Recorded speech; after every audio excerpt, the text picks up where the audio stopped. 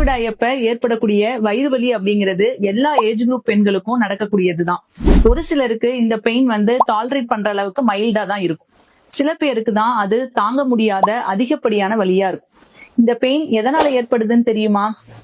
அதாவது கர்ப்பப்பை தன்னோட ரத்த கசிவை வெளியேற்றம் செய்யும் பொழுது சுருங்கி விரிவடையும். அதனாலையும் அது மட்டும் இல்லாம ப்ராஸ்டோகிளாண்டின் அப்படிங்கிற ஹார்மோன் சுரக்கிறதுனால அது கர்ப்பப்பையோட சுருக்கத்தை மேலும் அதிகரிக்கும். இதனாலதான் இது பெயினா ஃபீல் ஆகுது.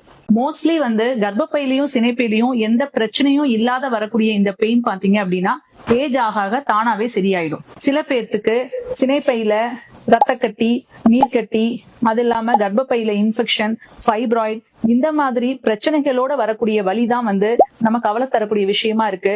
அதுக்கு நம்ம ட்ரீட்மெண்ட் எடுத்தாகணும். இந்த பதிவு பாத்தீங்க அப்படின்னா ஆண்களுக்கு தான் கண்டிப்பா. ஏன்னா எல்லா பெண்களும் இந்த வலியை அனுபவிச்சிருப்பாங்க. ஆண்கள் மட்டும்தான் இந்த வலி நீ மட்டும்தான் அனுபவிக்கிறியா, எல்லாத்துக்கும் ரொட்டீனா நடக்கக்கூடியது தானே அப்படின்னு அவங்களோட பெயினை ரொம்ப அலட்சியம் செய்வாங்க. இந்த வலி எப்படி இருக்கும் தெரியுங்களா? உடம்புக்குள்ள இருக்கக்கூடிய ஒரு ஆர்கனை கையில வச்சு ஸ்கியூஸ் பண்ணா எவ்வளவு வலி இருக்குமோ அந்த மாதிரி ஒரு தாங்க முடியாத பெயின் தான் இந்த பீரியட்ஸ் பெயின்.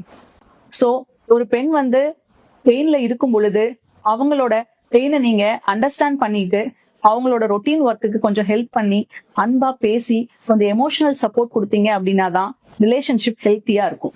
தேங்க்யூ.